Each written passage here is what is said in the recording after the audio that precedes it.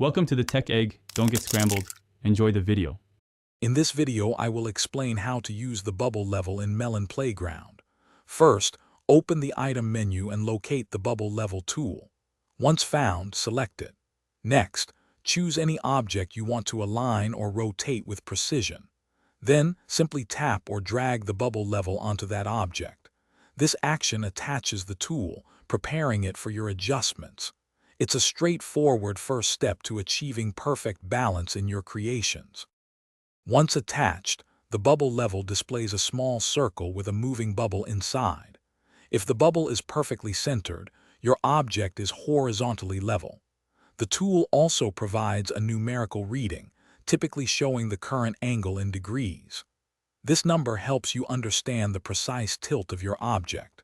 For instance, 0 degrees means perfectly flat, while other numbers indicate a specific rotation. To adjust your object, gently rotate it using the game's controls. As you rotate, watch the bubble move within the level's display. Your goal is to maneuver the object until the bubble rests exactly in the center of the circle, indicating a perfectly level surface. For specific angles, like a 45-degree tilt, use the numerical readout to fine-tune your rotation until the desired number is achieved. The bubble level is invaluable for many building tasks. Use it to ensure your walls are perfectly vertical or your floors are perfectly horizontal, creating stable structures. It's also excellent for balancing vehicles or complex contraptions, preventing them from tipping over.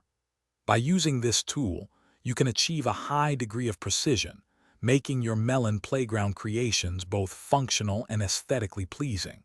It truly elevates your building capabilities.